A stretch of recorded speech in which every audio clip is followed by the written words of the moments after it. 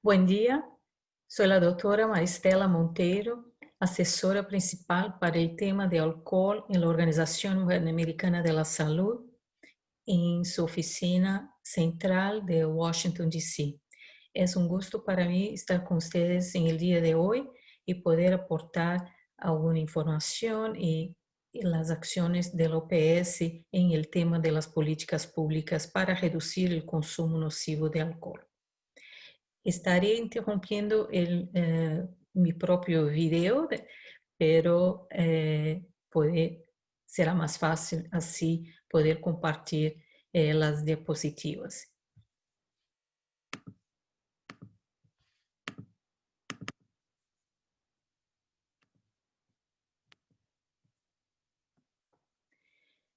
Bueno, para entender cómo las políticas públicas pueden reducir el consumo de alcohol y los daños asociados al alcohol, es importante inicialmente reconocer y entender que el consumo de una población tiene relación directa con la mortalidad y morbilidad de la misma, por causas relativas al alcohol, directamente vinculadas al alcohol, pero también la mortalidad total de una población.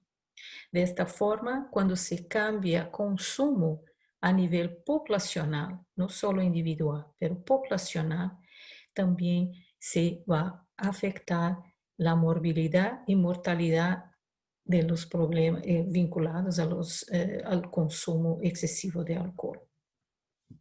El alcohol causa muchos daños sanitarios. Es una droga intoxicante, es tóxica a las células, a los tejidos de casi todo el cuerpo, es una sustancia cancerígena, tiene efectos inmunosupresores y facilita la infección por VIH, por tuberculosis, neumonía y también la COVID-19. Tiene efectos teratogénicos, o sea, cuando ingerido, utilizado durante el embarazo, puede causar daños al feto que son irreversibles y tiene efectos reforzadores, o sea, a largo plazo desarrolla tolerancia y dependencia al consumo de alcohol. Y estos efectos que son farmacológicos muy bien conocidos hoy causan los daños, medían los daños sanitarios que vemos a la derecha de la pantalla, pueden ver algunos de ellos. En términos de proporción de esos problemas, tenemos obviamente que 100% de los trastornos por uso de alcohol son debido al uso de alcohol, no otra causa existe. Pero tenemos otras causas a los suicidios. 18% son sí debido exclusivamente al uso de alcohol. Serían evitables si no hubiera alcohol.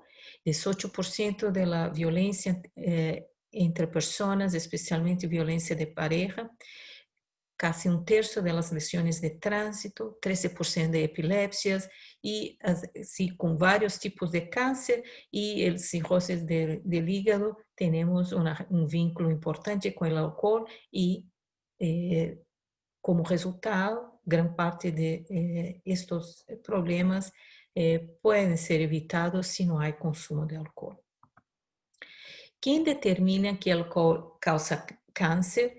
No es un o dos estudios a nivel mundial, pero sí el centro colaborador de la OMS, que está en Francia, que es la Agencia Internacional de Investigación en Cáncer, que revisa todas las evidencias de todos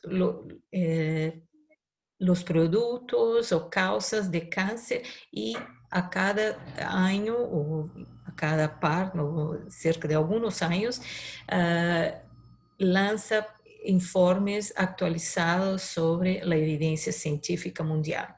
Y viene de ahí el informe que el alcohol es un producto, una sustancia cancerígena tipo 1, que es igual a que el asbestos o el, el tabaco. Tiene un efecto que es dosis dependiente, no existe ningún nivel de consumo que protege o evite el cáncer y es un factor causal a vários tipos de câncer del trato digestivo e também o câncer de mama em mulheres. Aqui um exemplo de relação entre o consumo promédio diário de bebida alcoólica em mulheres e o risco relativo de câncer de mama. A cada dose padrão de um drink que uma pessoa tome, adicionalmente incrementa-se 10% o risco de um câncer de mama. E de maneira mais recente, também agora há uma evidência firmada sobre a relação entre o álcool e vários tipos de demência. Em um estudo muito largo feito em França, com miles e miles de casos, 57% das demências precoces têm dano cerebral que se vincula com álcool em pessoas com dependência. Ou seja, atualmente, em França, mais da metade dos casos de demência são atribuídos ao álcool. Em uma sociedade que usa o álcool de uma maneira que é percebida por muitos como sendo sana. Pero, em verdade, não existe nenhum tipo de consumo de álcool que seja benéfico, bueno, saudável e, por lo tanto, recomendável a nenhuma pessoa. O álcool também se vincula com a violência íntima. Por muitos anos houve um debate sobre isso, se era uma desculpa ou não para a violência. Não, obviamente existem pessoas, homens em geral, que são violentos com ou sem álcool, mas o álcool piora a gravidade da violência que ocorre entre parejas e tal vínculo é causal agora devido a muitos estudos alrededor do mundo.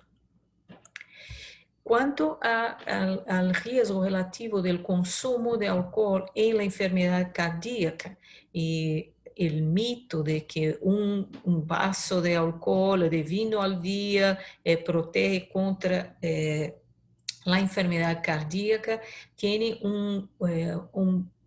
uma limitação ou várias limitações hoje. Os estudos primeiramente mostram que quando se retira de los mostreos de los estudios as pessoas que pararam de consumir álcool, ou seja, que atualmente não consumem, mas já consumiram no passado, o risco relativo diminui muito e o consumo de pequeñas quantidades de álcool casi não tem valor em la prática, porque em geral se encontra um fator protetor de menos de uma dose ao dia, de meia dose ao dia, e incrementar este consumo não incrementa a proteção contra uma enfermidade isquêmica aguda. Pero o mais importante é que o consumo episódico excessivo, ou seja, uma pessoa que ao menos uma vez ao mês se excede e tome 5 doses de álcool em um dia, em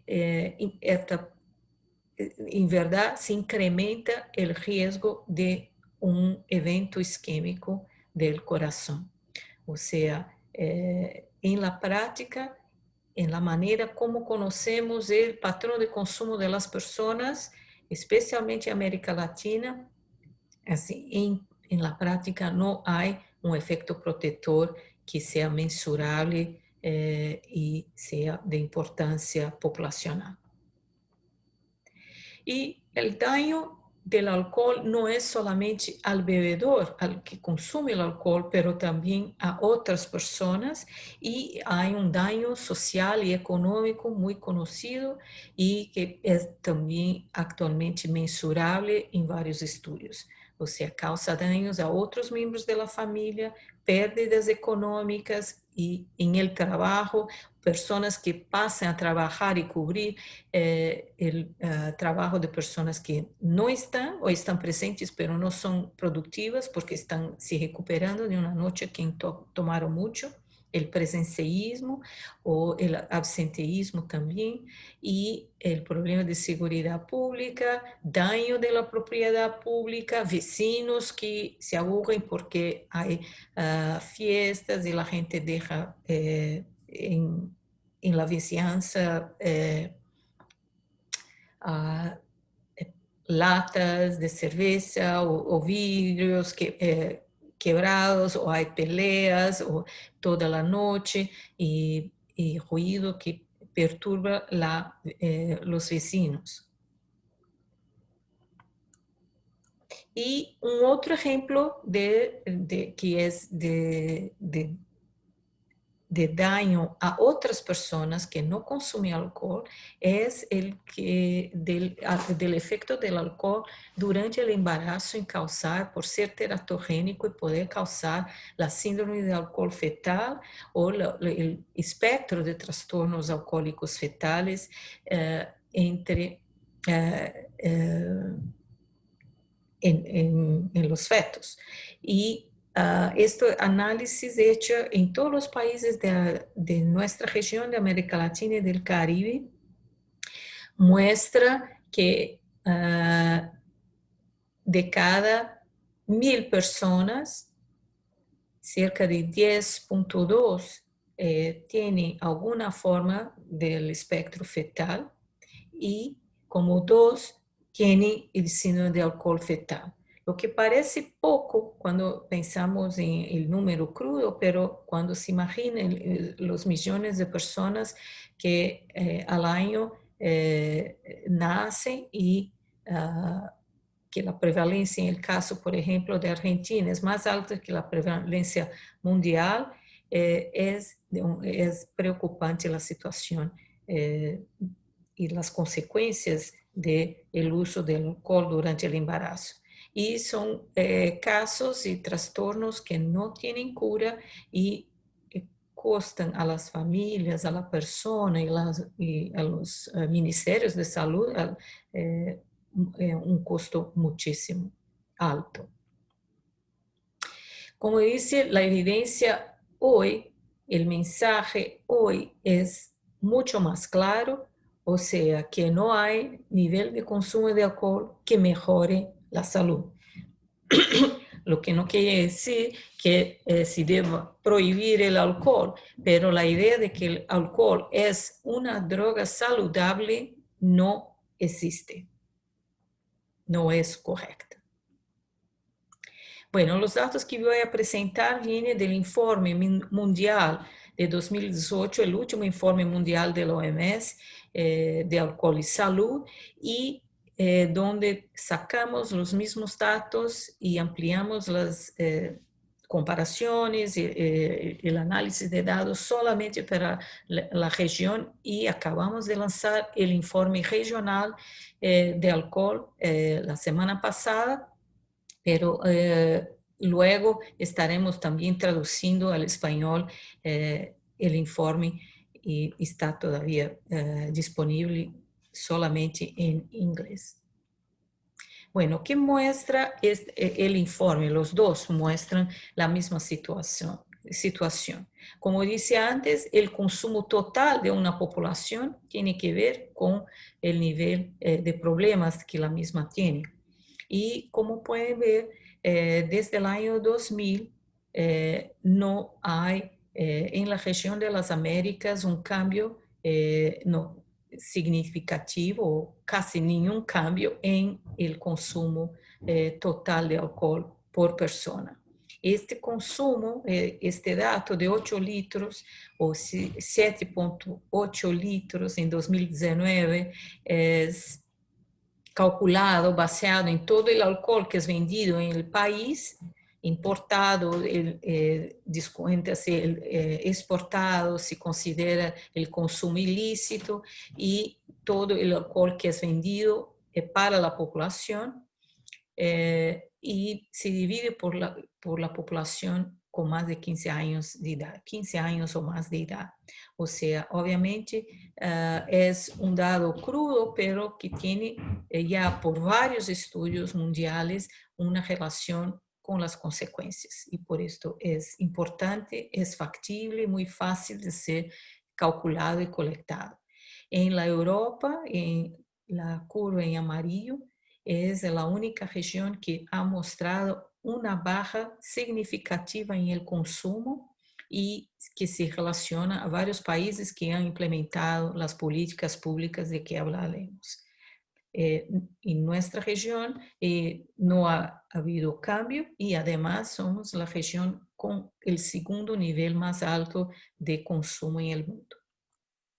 Y aquí otros datos interesantes. A la derecha, el promedio global de cada región y de las Américas.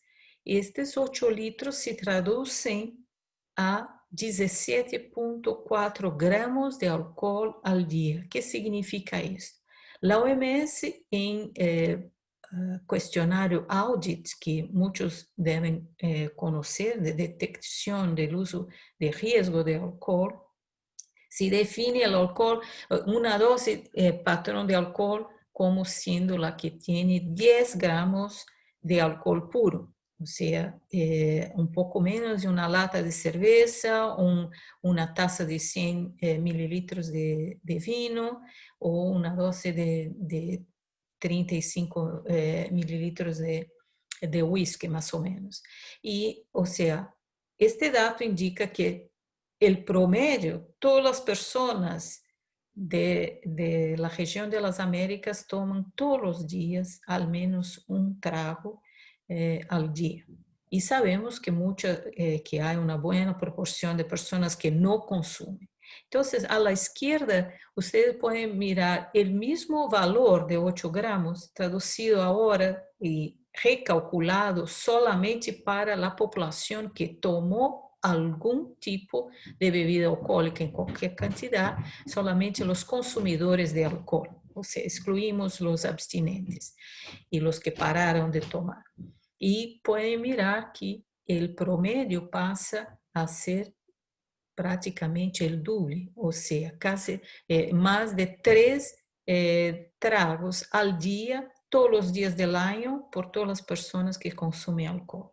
Esto también indica un gran consumo entre los consumidores, porque también sabemos que ni todos consumen tal cantidad, o sea, hay una gran proporción de personas que consumen excesivamente, sin duda. Cuando separamos por sexo, como pueden ver, 20 litros el promedio para los hombres y 7,1 litros para las mujeres. Acá tenemos el consumo en hombres y mujeres total en cada país de nuestra región. Y como pueden ver, Uruguay es el país que tiene el mayor promedio de consumo total per cápita en la población total. Argentina viene en cuarto lugar. Pero hay una gran variabilidad entre los países y siempre los hombres consumen más que las mujeres.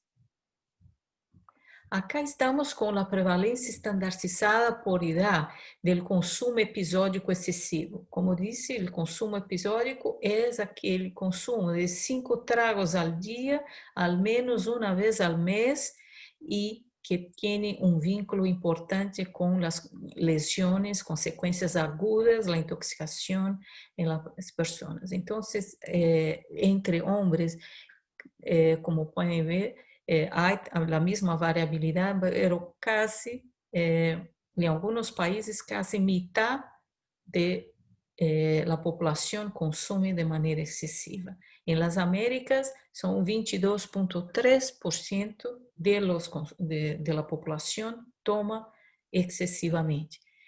Y obviamente en hombres varía de 47,8%, en Trinidad y Tobago hasta 16,5%, em Guatemala.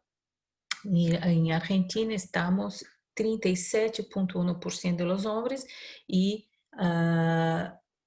9,3% das mulheres. Muito alto. Y mucha gente siempre acredita y cree que son los jóvenes los que son los mayores consumidores, el problema de una sociedad, pero mire que la prevalencia total de este consumo es menor que cuando se considera el consumo total de la población. Baja de 22 para 18,5% y como pueden mirar, entre hombres y entre mujeres, las proporciones entre jóvenes de 15 a 19 años de edad son menores que para la población total.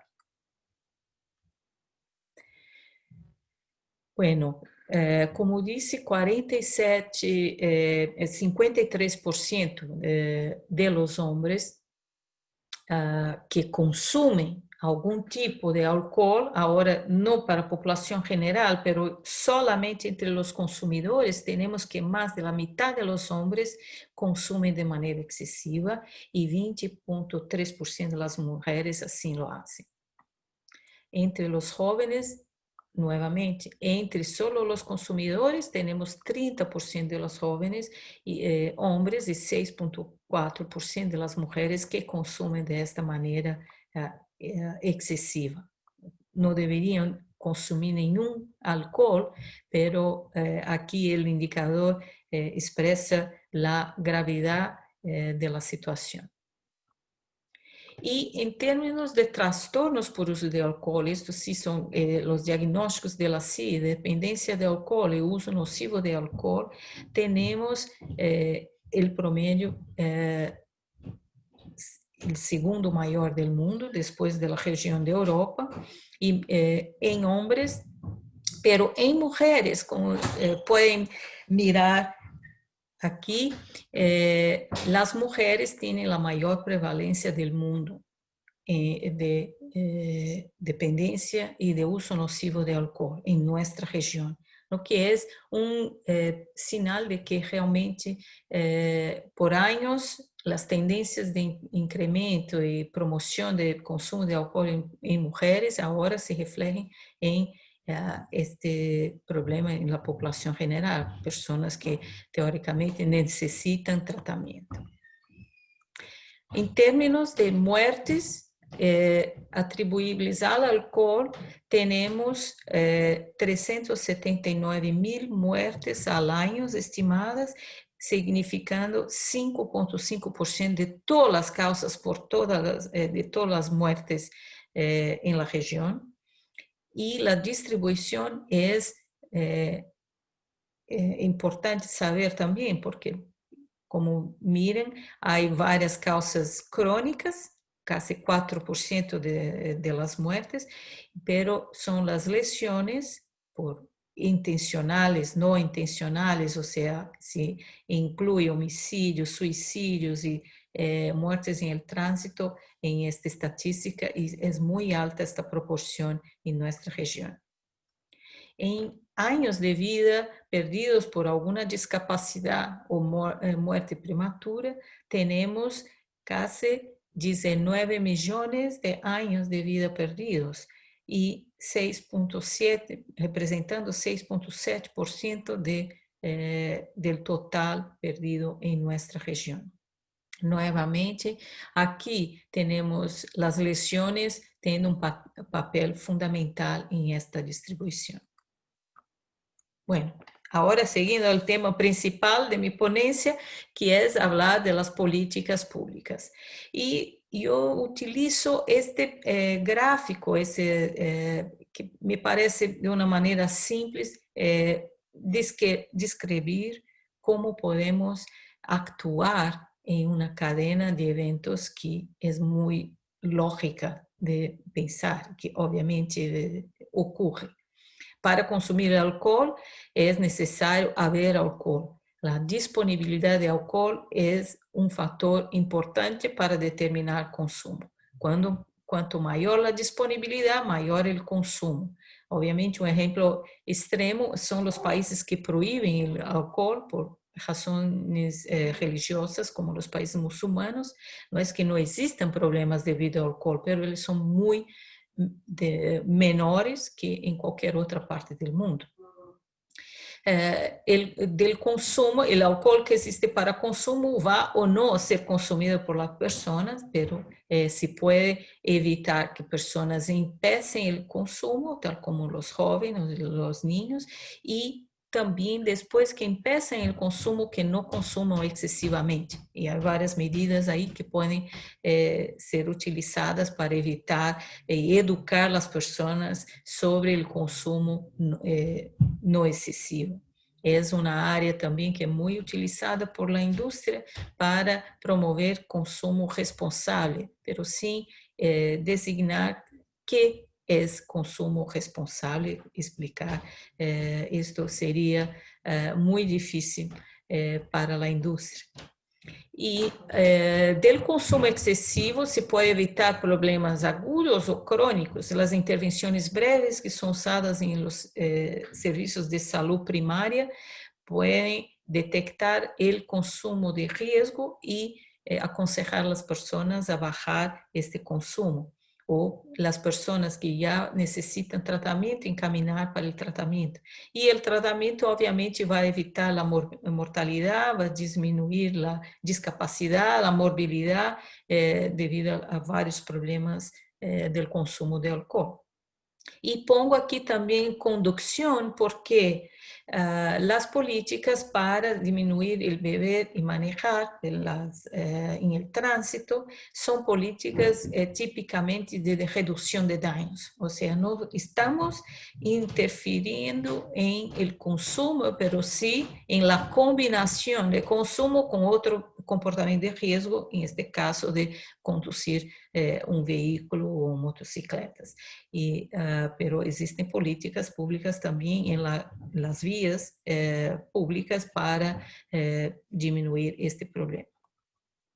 Bueno, entonces la parte más distal de esta cadena es donde están las políticas que pueden frenar y cambiar la disponibilidad de alcohol.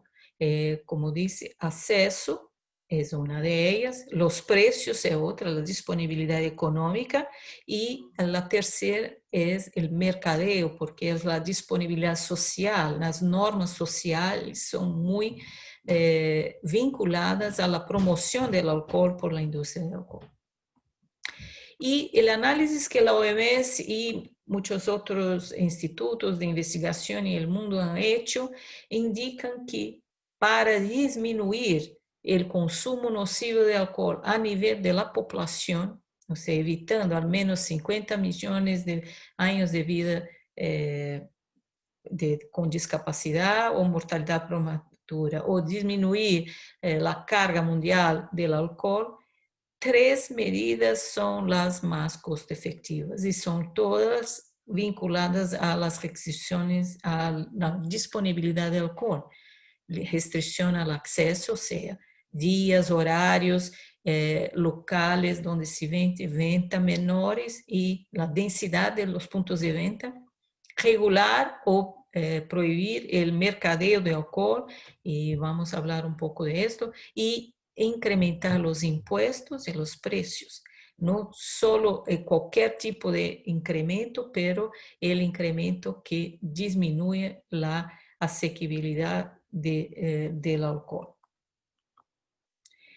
En las políticas fiscales son las políticas más costo efectivas porque el principio es muy simple, porque se incrementa el precio, disminuye la asequibilidad y con eso la gente compra menos alcohol y consume menos. Y el instrumento político para cambiar los precios son los impuestos. Pero el impuesto debe ser específico para las bebidas alcohólicas. Un impuesto que va a todos los productos no diferencia la asequibilidad. Debe ser ajustada a la inflación y al costo de vida, porque si solo se hace un impuesto mismo que sea efectivo con el progreso del país, por ejemplo, y el poder de compra de la población, o por otro lado las medidas la inflación, la situación económica del país puede disminuir o anular muchas veces el efecto de influir en la asequibilidad del alcohol en los precios.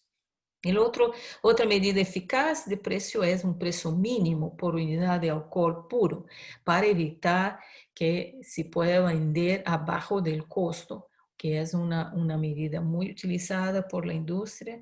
Também preços muito bajos, em geral, de bebidas muito concentradas, acabam fazendo estas bebidas muito asequibles a los más pobres, los alcohólicos, los que viven en calle y por lo tanto tiene consecuencias mucho más graves a la salud.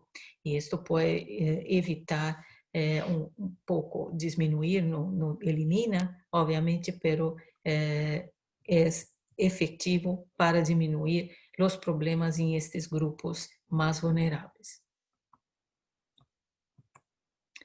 Entonces, hoy se habla de ese win-win, la situación de hoy, que los impuestos específicos no solo pueden disminuir los problemas de alcohol, pero continúan eh, a incrementar la recaudación de los impuestos. Y esto puede facilitar el desarrollo financiero del país. O sea, no se va a incrementar los impuestos de una manera que leve a disminuição da recaudação, ao contrário. O álcool é uma droga considerada inelástica, ou seja, quando se incrementa esses impostos e se incrementa os preços, a gente continua a consumir, pero especialmente os que consumem mais são os que vão sentir el cambio y van a consumir un poco menos, y esto ya tiene una capacidad a nivel agregado de la población de disminuir mortalidad específica y disminuir el consumo. Acá algunos estudios que existen, que son clásicos, por ejemplo, el impuesto a la cerveza y la prevalencia del consumo binge o del consumo excesivo episódico en Estados Unidos. Mira que cuanto maior o imposto, maior prevenção del binge. Ou ao contrário, o imposto baixa, incrementa este comportamento. Esto en las fatalidades del tránsito, también la relación de precios, el índice de precios de alcohol en la curva verde, como se ha incrementado, y en rojo los accidentes por alcohol en Estados Unidos en un periodo largo. Y cuando el impuesto incrementa o el precio relativo incrementa, se baja significativamente la fatalidad en el tránsito. Esto sin llevar en cuenta las medidas de tránsito. Este otro estudio clásico en la ciudad de Diadema, en Brasil, donde se muestra que cuando bajó el horario de venta de alcohol hasta las 11:30 de la noche, el impacto fue una disminución de 36% en los homicidios de la ciudad por todas las causas, y hubo también una baja de 30% en las llamadas policiales para violencia contra la mujer. Muy efectivo. Otro ejemplo es en Cali, Colombia, donde el mismo tipo de restricción también se vinculó a baja de homicidios, y cuando de acuerdo con el cambio de político de la ciudad, del alcalde, y se amplió el horario de ventas, se volvió a incrementar los homicidios. O sea, en este gráfico se muestra que cuanto mayor la restricción de horario, mayor el beneficio. Y en la densidad de los puntos de venta también se vincula a violencia, infecciones de transmisión sexual, al ruido, lesiones, otros tipos de violencia en la calle y daños a la propiedad. Cuanto más puntos de venta que hay en una vizinhança, se tiene más problemas. Entonces, limitar el número de puntos de venta es una medida muy costo efectiva. La inseguridad del tránsito, las fatalidades viales también causadas por alcohol, antes y después de la norma de incrementar la edad hasta 21 años de edad, fue muy sencilla, muy marcante en Estados Unidos, y como pueden ver que la mortalidad entre personas de 16 a 20 años de edad, o sea que ya pueden conducir un vehículo en Estados Unidos, pero no pueden beber, bajó a 77%. Y la fatalidad en este mismo grupo, pero que no estaba vinculada al alcohol, no tuvo cambios tan significativos, si bien bajó de manera general 25%. La OMS recomienda el límite de 0,05 gramos por decilitro para como el máximo para conducir un vehículo, y cuando es para jóvenes, 0,02. Son leyes con el límite máximo, no quiere decir que no sea posible cero. Cero también es efectivo, y debe ser más bajo para los jóvenes porque son también nuevos conductores, no tienen experiencia ni en el consumo o medidas de responsabilidad de manera general, ni en manejar un vehículo. Hacer outras penalidades específicas, como multas, sacar o veículo, mesmo prisão, são efetivas, mas é fundamental a fiscalização regular, visível e aleatória de los condutores. Acá el informe mundial, regional sobre seguridad en el tránsito, desde ahí sacamos una hoja informativa, un infográfico que muestra que solamente 8 países de los 30 en nuestra región tienen las dos medidas de la OMS, 0,05, como dice, para los conductores de la población general y 0,02 para jóvenes implementadas.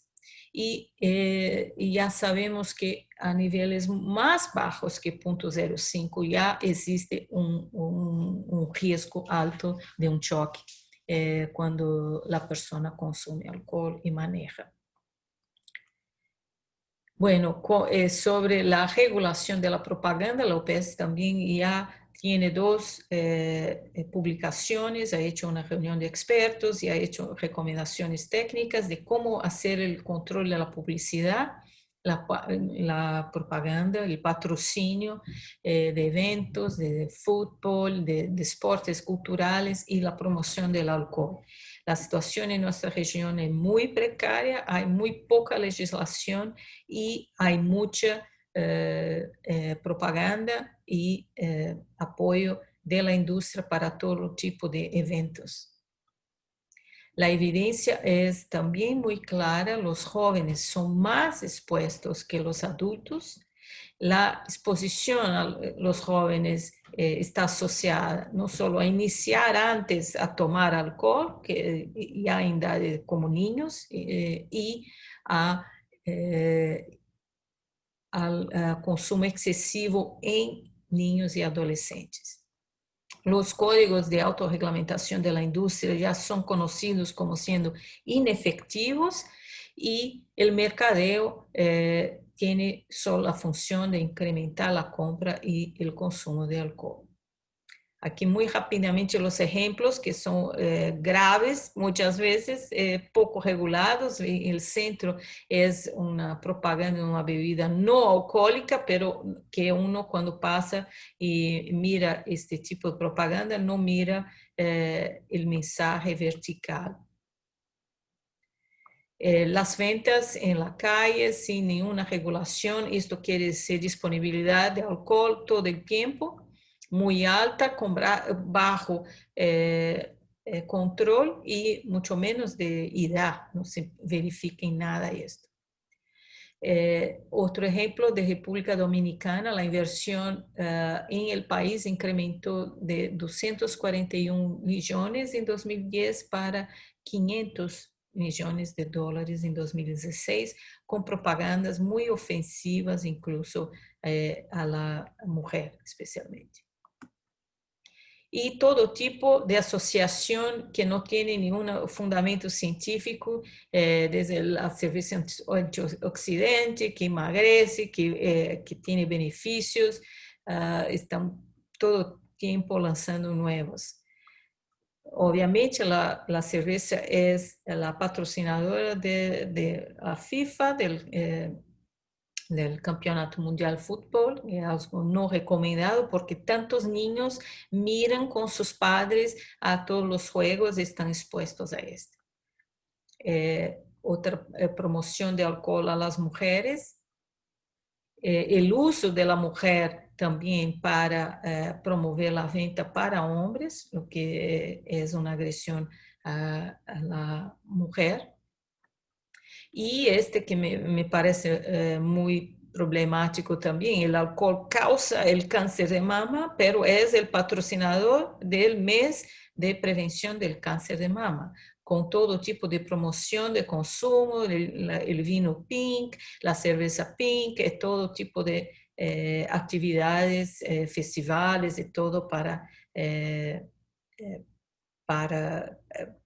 concientización sobre el cáncer de mama. El etiquetado todavía no es regulado y este es un camino a seguir todavía largo, pero está en el poder del país, de cada gobierno, de poner las normas del etiquetado, que debe ser visible, intencional, con mensajes claros y con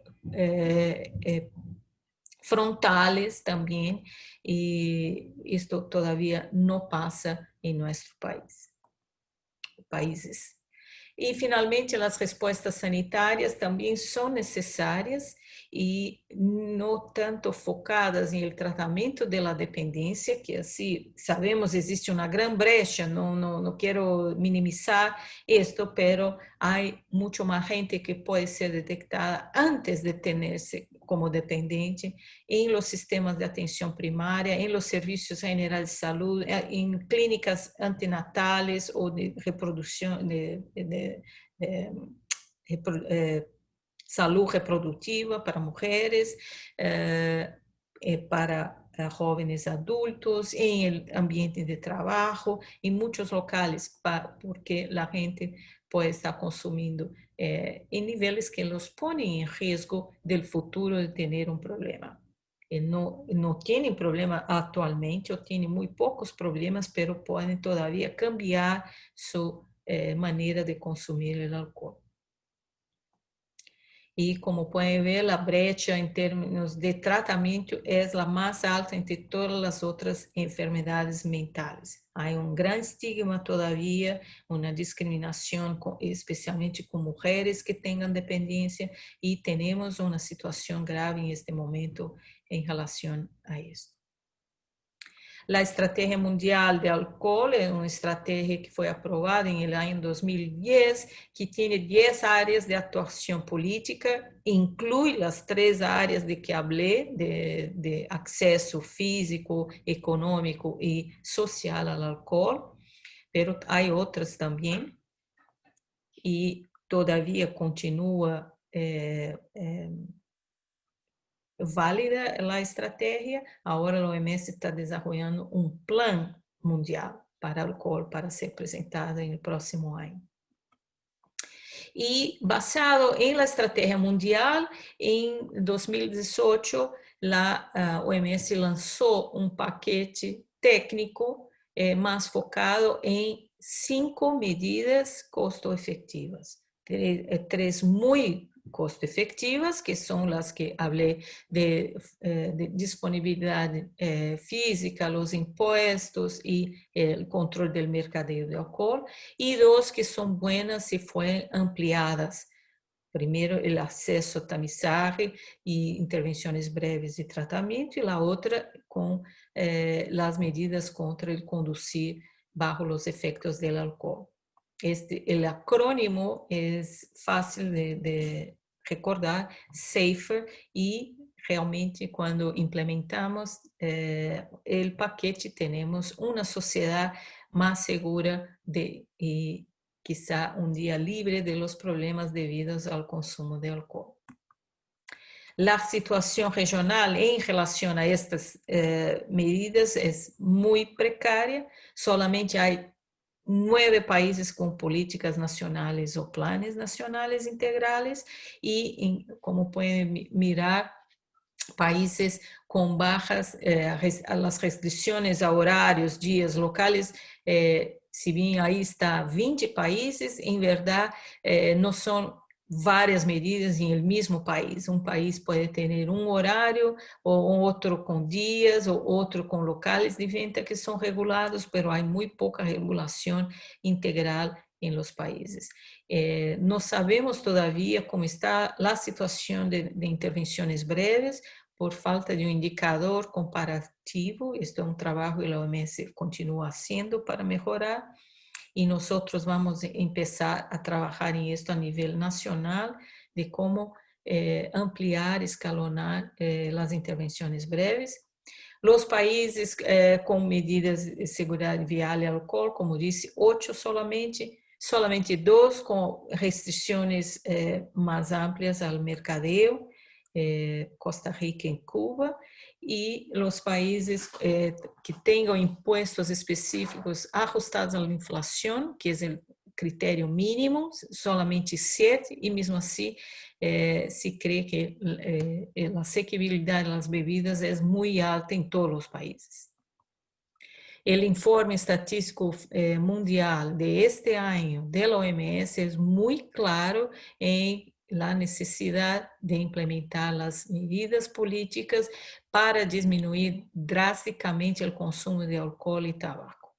Las tendencias muestran que sin tales medidas va a haber incremento en el consumo y no se va a alcanzar los objetivos del desarrollo sostenible. El camino adelante es de una acción multisectorial, coordinada y con salud como una condición para el desarrollo. Las medidas más costo efectivas están fuera del sector salud, o sea, salud tiene que trabajar con los otros sectores para implementar y promover que sin salud no hay desarrollo. Y ningún momento mejor que lo que vivimos ahora con la pandemia, en que vimos cómo sin salud no se desarrolla, no se va adelante. Podemos ahora implementar estas medidas porque son las que también pueden ayudar en la recuperación del COVID. Si debemos prevenir y minimizar la influencia y la interferencia de la industria del alcohol en las políticas. Estas fueron las barreras más importantes identificadas por los países para no implementar la estrategia mundial.